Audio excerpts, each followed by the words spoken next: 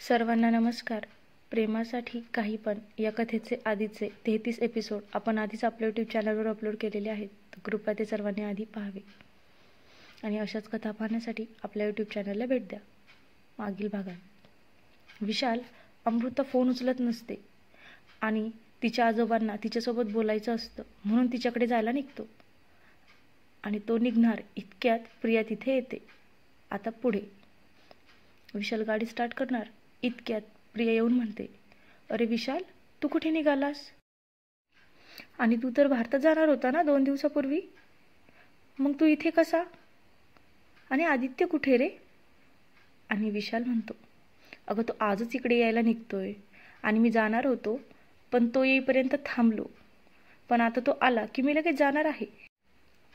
पण मला एक सांग, आज तू इकडे कशी काय?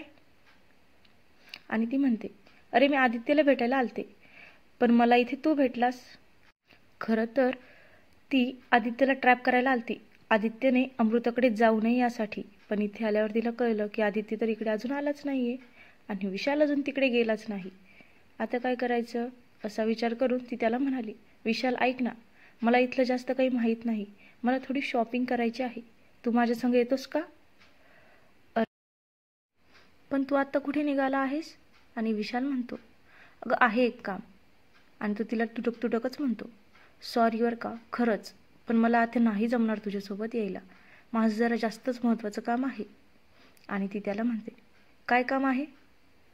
प्रिया त्याच्याकडून काढून घेत त्याला विचारत असते आणि त्याच्या बारीक हालचालींवर बारीक लक्ष ठेवून असते.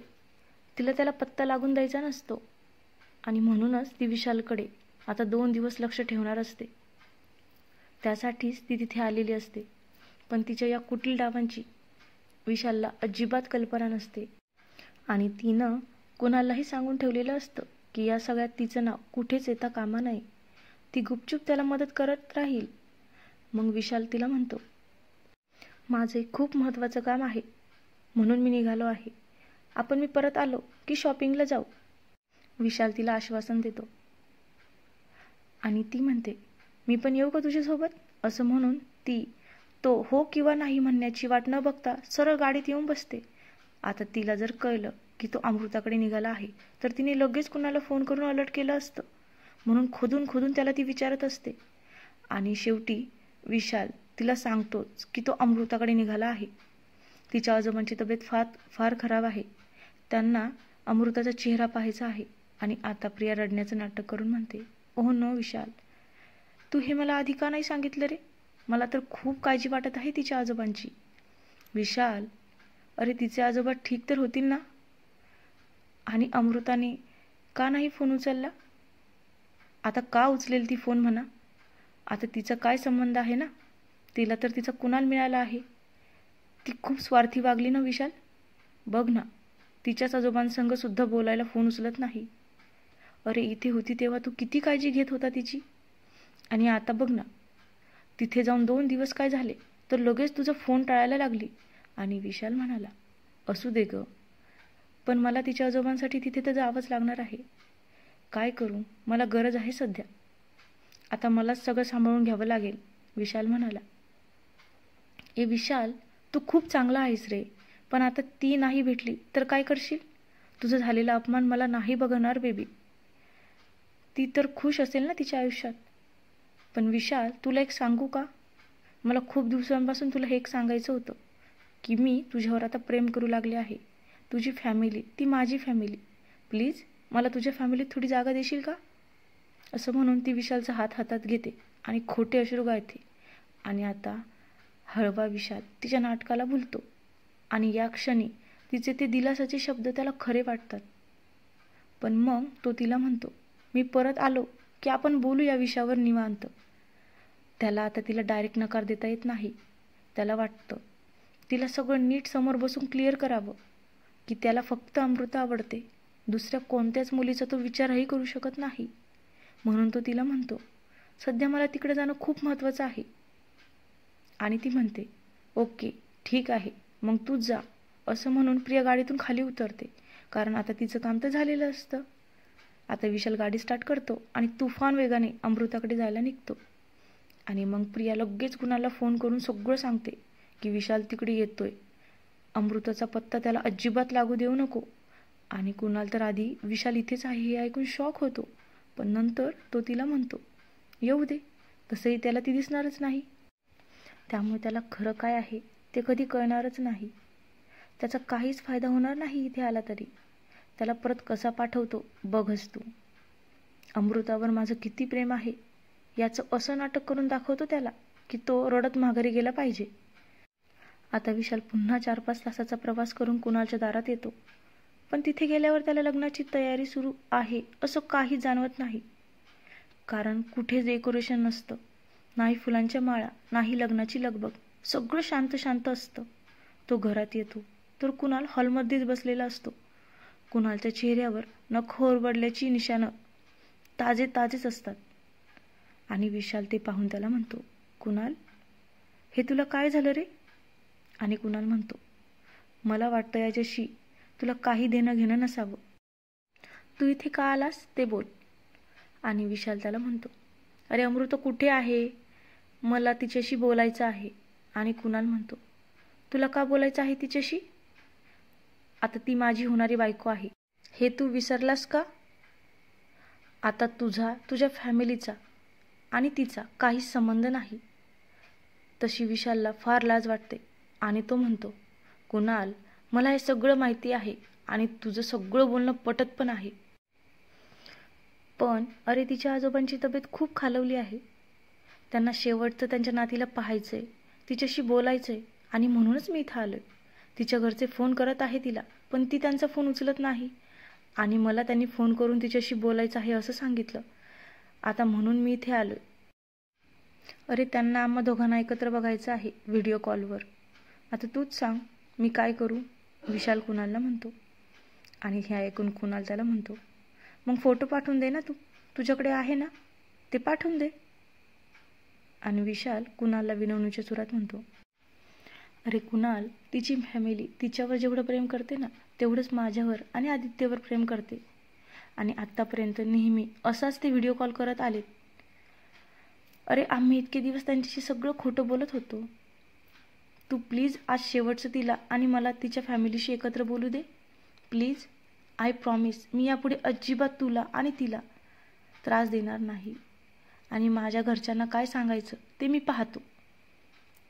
आणि कुणाल म्हणतो, पण विशाल, कधीतरी तू तुझ्या घरच्यांना आणि तिच्या घरच्यांना हे सांगायलाच हवं. ते आत्ताच सांगून टाक ना. आणि अमृता हे नाटक पुढे कंटिन्यू करणार नाही, समजलं? तिचे घरचे आमचं नातं कधीच ॲक्सेप्ट करणार नाहीत आणि म्हणून ती त्यांच्याशी बोलत नाहीये. त्यामुळे ती कोणाचाच फोन घेत नाही. आता तिला कोणाशीच कोणताच संबंध ठेवायचा नाहीये, नाही तुझ्या फॅमिलीशी ना तिच्या स्वतःच्या फॅमिलीसोबत सुद्धा. आणि आता हे ऐकून विशालला खूप मोठा धक्का बसतो. आता रीतसर तिचा डिवोर्स पण झालाय आणि त्यामुळे तुमचं नातं तेवढ्यापुरतंच मर्यादित असावं असं मला वाटतं. आता ती फक्त माझी आहे, समजलं? आणि हे सगळं ऐकून विशालचा चेहरा उतरतो. तो पुन्हा विनवणी करत म्हणतो, फक्त एकदाच अमृताला माझ्याशी बोलू दे. ती कुठे आहे आणि जर तिला वाईट वाटलं मी इथे आलो म्हणून तर मी तिचीही माफी मागेल. पण कुणाल त्याचं काहीच ऐकत नाही आणि चिडून वैतागून त्याला म्हणतो, ती शॉपिंगला गेलेली आहे आणि तुला आत्ताच सांगितलं ना, किती वेळेस तेच सांगू रे? तिला आता तुमच्या कोणाशीच, तुझ्याशी ना तुझ्या फॅमिलीशी अजिबात रिलेशन ठेवायचं नाही. आमच्या लग्नाच्या गडबडीत ती बिझी आहे. आणि विशाल म्हणतो, बर तुम्ही लग्न केव्हा करताय? आणि कुणाल म्हणतो, परवा.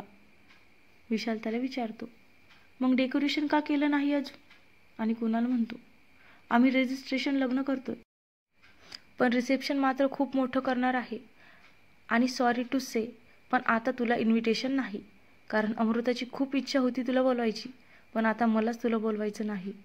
आणि आता हे ऐकून विशालला त्याच्या कोणत्याच बोलण्यावर विश्वास बसत नसतो. इकडे मात्र अमृताला अजिबात पत्ता नसतो की विशाल तिथे आला आहे. तिला आता तिची सुटका कधीच होणार नाही असं वाटतं. जर कुणालने त्या क्लायंटला तिला विकलं तर ते तिचे किती हाल करतील आणि तिला काय काय करावं लागेल या कल्पनेने तिच्या अंगावरच काटा येतो. तसलं काहीतरी घाणेरडं कृत्य करण्यापेक्षा जीव दिलेला परवडला असा विचार करून अमृता तिच्या जीवाचं काहीतरी बरं वाईट करणार असते. ती आता अजिबात स्वतःला कोणाच्या तरी तावडीत देणार नसते. ती स्वतःचा जीव द्यायचा विचार करते आणि ती फॅनकडे पाहते. तिला कुणालने वरच्या फ्लोअरवरती एका कोपऱ्यातल्या खोलीत बंद केलेलं असतं, जिथून घरात कोण आलं गेलं काहीच दिसत नसतं. शेजारून मेन रोडवरून फक्त खिडकी दिसत असते त्या रूमची. इकडे मात्र विशाल अमृता असं कसं वागू शकते? माझ्या फॅमिलीचं सोडा, पण तिच्या स्वतःच्या फॅमिलीशी असं कसं ती वागू शकते याच विचारात तो असतो. ती इतक्या लवकर कशी सगळं विसरली? नाही, हे कधी शक्य नाही. आणि त्याचं एक मन म्हणतं की तिचं कुणालवर किती प्रेम होतं. ती त्याची अमानत म्हणूनच ती स्वतःला बोलायची. त्यामुळे कुणाल सांगेल तशीच ती करणार. जरी ती आतापर्यंत माझ्याशी माझ्या घरच्यांशी चांगली वागत असली तरी आता ती तिच्या नवऱ्याला हवं तेच करणार. आणि कुणालकडे पाहून असं वाटतं की त्याला अजिबात तिने माझ्याशी आता कसलेच कॉन्टॅक्ट ठेवायला नको. पण तो तरीही त्याला रिक्वेस्ट करत म्हणतो, कुणाल प्लीज, माझ्यासोबत तिला घरच्यांशी बोलून द्यायचं नसेल तरी चालेल, पण तिला एकटीला तर एकदा तरी घरी कॉल करून बोलायला सांग. माझं एवढं तरी ऐक, नाहीतर तुम्हालाच खूप प्रॉब्लेम होईल. माझं काय, मी सगळं खरं सांगून मोकळा होईल, पण नंतर मग ते तुला आणि तिला शोधत इकडे येतील. त्यामुळे माझं ऐक एकदा, तिचं बोलणं करून दे तिच्या घरच्यांशी. असं म्हणून आता विशाल निराश होऊन आल्या पावली पुन्हा जायला निघतो. विशाल फार निराश झालेला असतो. इतक्यात दूर येऊनही काहीच फायदा झाला नाही. पण आता तिच्या आजोबांचं काय होणार? तिच्या घरच्यांचं काय होणार? आई तर कधीच मला माफ करणार नाही. आता आईला जर आदित्य आणि तिच्या डिवोर्सचं आणि तिच्या आणि आत्ता कुणालच्या लग्नाचं सत्य समजलं तर काय होईल? याच विचारात विशाल गाडीत बसतो आणि गाडी वळवतो. आणि इतक्यात त्याला गाडीच्या आरशात एक दृश्य दिसतं. कोणीतरी फॅनला ओढणी अडकवून गळफास घेऊन आत्महत्या करण्याचा प्रयत्न करत आहे. विशाल आरशातून त्याची नजर हटवून पाठीमागे बघतो तर कुणालच्या घरात एका अडगळीच्या खोलीतील ते भयानक दृश्य असतं. आणि विशाल ती ओढणी ओळखतो.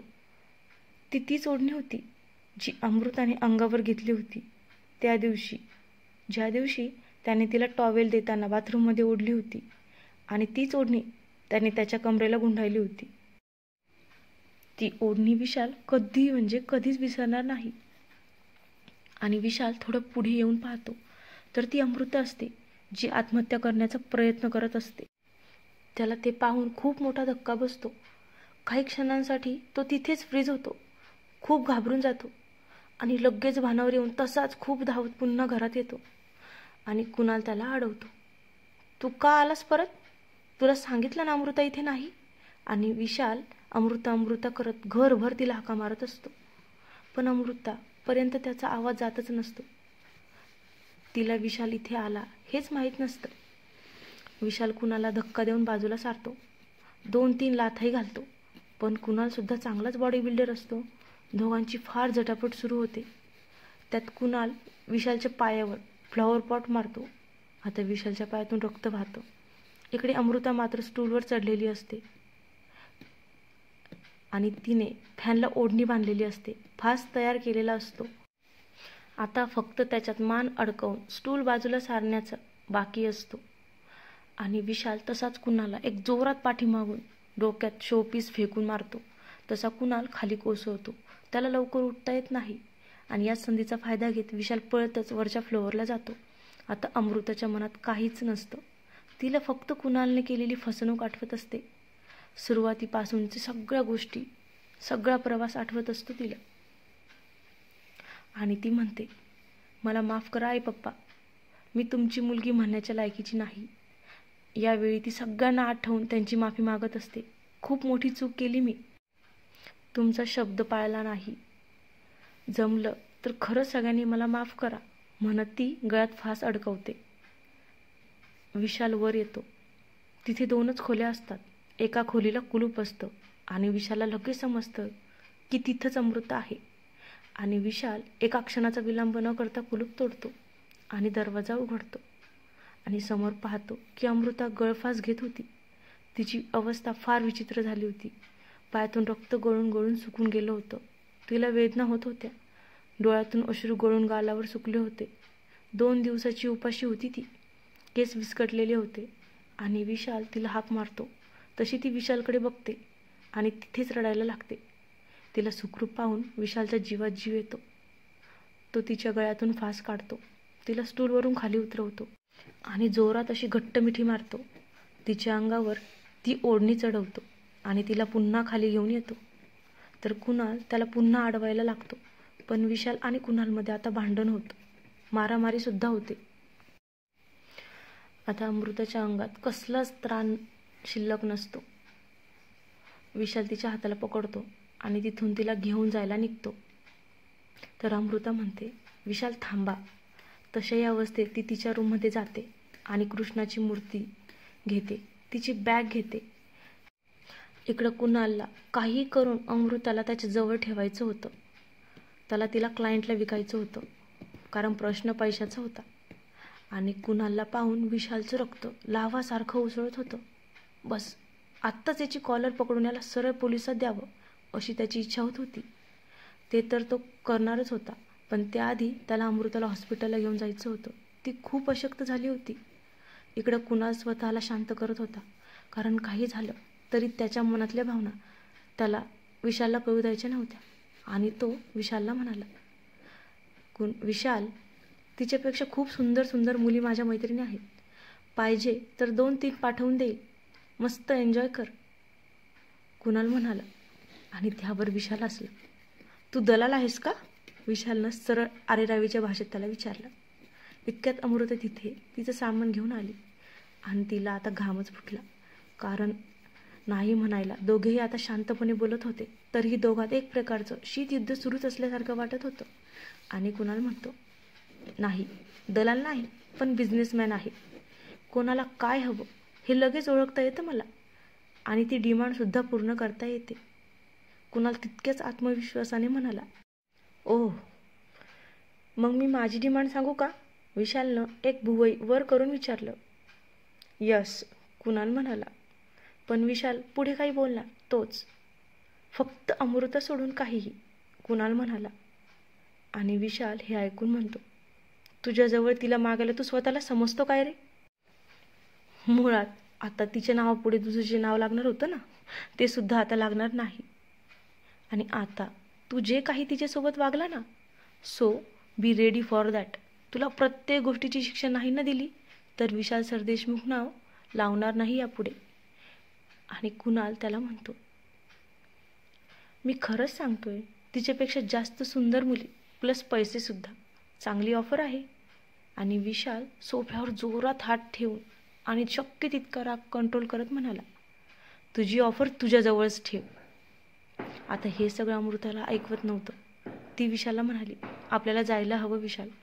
तसं दोघेही तिथून निघाले. आणि कुणाल म्हणाला, एकच मिनिट विशाल.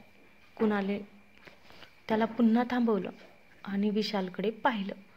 विशाल आता रागात त्याच्याकडे बघत होता, त्याच्या डोळ्यातल्या धमन्या लाल भडक झालेल्या. मिस्टर विशाल सरदेशमुख, ही ऑफर तुमच्यासाठी कधीही ओपन आहे. कधीही मन बदललं तर मला एक कॉल करा. आणि एक गोष्ट लक्षात ठेव, पैसा आहे तर सौंदर्य आणि मस्ती दोन्हीही आहे. सगळ्याचं मूळ पैसा आहे. पैशाने दुप्पट सुख कमवता येतं. पैशाने प्रत्येक गोष्ट विकत घेता येते. सो विचार कर फक्त पैशाचा. आणि पुढे तो खोटं बोलत म्हणतो, तसंही आता हिच्याकडे काहीच नाही की जे तुला मिळणार आहे. ऑलरेडी आम्ही 4 दिवस एकत्र होतो. तिच्याकडे काय राहिलं असणार आहे? थिंक ऑन इट, कुणाल खांदे उडवत म्हणाला. तसं शट युअर माउथ, विशाल खूप चिडून म्हणाला. आणि अमृताचा हात धरून तिला बाहेर घेऊन आला आणि तिला गाडीतलं पाणी दिलं. तो तिला गाडीत बसवतो, आधी हॉस्पिटलमध्ये नेतो आणि त्यानंतर दोघेही थेट पोलीस स्टेशनला जातात. कुणालची रीतसर तक्रार करतात आणि विशाल त्याच्या घरी तिला घेऊन येतो. आता पोलीस कुणालला पकडून नेतात, पण कुणाल प्रियाचं अजिबात नाव घेत नाही. आता तो आणखीनच चिडलेला असतो. अमृता आणि विशालचा काटा काढण्यासाठी प्रिया त्याला मदत करेल, त्यामुळे तिचं बाहेर राहणं गरजेचं होतं. झाल्या प्रकाराने अमृताला फार मोठा धक्का बसलेला असतो. ती खूप घाबरलेली असते. आज विशाल वेळेवर आले नसते तर काय झालं असतं? असेच विचार सारखे सारखे तिच्या मनात येत होते. तिच्या डोळ्यातून आता अश्रूही बाहेर येत नसतात. इतकी रडलेली असते ती. तिची अवस्था पाहून विशालला खूप वाईट वाटत असतं. विशाल रात्री तिच्यासाठी जेवण घेऊन येतो. तिला खूप विकनेस आलेला असतो. ती तोंड धुण्यासाठी उठते आणि धडपडून पडणार इतक्यात विशाल तिला मिठीत घेतो. तिला पकडून वॉशरूमपर्यंत नेतो. आता ती फ्रेश होते. तो तिला जेवण भरवू लागतो. तिची खायची अजिबात इच्छा नसते, पण विशाल तिचा हात हातात घेऊन तिला म्हणाला, अमृता, अगं असं करून कसं चालेल? हे बघ, मी आहे ना, अजिबात घाबरू नकोस. आता तू आपल्या घरात आहेस, एकदम सुरक्षित आहेस. आणि अमृताला आता ही खूप गरज होती, त्याच्या मिठीची, त्याच्या प्रेमळ स्पर्शाची. तिने आतापर्यंत दाबून ठेवलेल्या भावना उचळंबून येतात आणि ती ओक्साबुक्शी रडून त्याच्या मिठीत शिरते आणि खूप खूप रडू लागते. इतका वेळ तिनं स्वतःला अडवून धरलं होतं. ती आता तिच्या भावना अनावर होऊन रडत होती. विशालसुद्धा खूप भावनाविवश झाला होता. त्याच्याही डोळ्याच्या कडा पाणावल्या आणि बराच वेळ रडून झाल्यावर अमृताला समजलं की ती विशालच्या मिठीत आहे. आता ती स्वतःला सावरते, संकोच करून त्याच्यापासून दूर होते. विशाल तिला त्याच्या हाताने जेवण भरवतो आणि म्हणतो, अमृता, अगं अशा वेळी मी हे बोलणं अजिबात योग्य नाही, पण तुझ्या आजोबांची तब्येत खूप खराब आहे गं. त्यांना तुला आणि मला एकत्र बघायचं आहे. त्यांना आपल्याशी बोलायचं आहे. 2-3 दिवस झाले ते त्यांची इच्छा व्यक्त करत आहे आणि आई म्हणते की कदाचित ही त्यांची शेवटची इच्छा असू शकते. असं म्हणून विशालचे डोळे भरून आले आणि ती त्याचे डोळे पुसत म्हणाली, फोन लावा. आणि तिचे हे शब्द ऐकून विशालनं तिच्याकडे चकित होऊन पाहिलं. आता खरंच तिची ती अवस्था नव्हती. तिलाच कोणीतरी दिलासा देण्याची गरज होती. पण तरीही तिने पुन्हा घरच्यांचा विचार केला आणि म्हणाली, विशाल, तुम्ही माझ्या घरी फोन लावा, मी बोलते, असं ती पुन्हा म्हणाली. तिने पूर्ण अंग भरून ओढणी घेतली, जेणेकरून मंगळसूत्र गळ्यात आहे की नाही हे दिसू नये म्हणून. आणि विशालनं फोन केला. त्या दोघांना एकत्र पाहून सगळ्यांना बरं वाटलं. आजोबांनी तिथूनच दोन्ही हात वर करून दोघांना आशीर्वाद दिले. त्यांना अजिबात बोलता येत नव्हतं, पण त्यांचे डोळे त्यांना झालेला आनंद सांगत होते. फोनवर बोलून झाल्यावर विशाल रूम बाहेर जाताना तिच्या काच लागलेल्या पायाची चौकशी करतो. तिला झोपवतो आणि बाहेर निघताना तोही लंगडत जातो. त्याच्याही पायाला मार लागलेला असतो. त्याला लंगडताना पाहून अमृताला फार वाईट वाटतं. आज केवळ माझ्यामुळे त्यांची ही अवस्था झाली आहे, तिला असं वाटतं. विशाल, तुम्ही किती चांगले आहात हो. तुमचे उपकार या जन्मात मी फेडू शकत नाही, ती मनातच म्हणते. आता 2-3 दिवस असेच जातात. प्रिया विशालकडे येत नाही आणि विशालसुद्धा तिला बोलवत नाही. खरं तर त्याला तिला घरी बोलवून सगळं सांगायचं असतं, पण तो सध्या अमृताची काळजी घेण्यात बिझी असतो.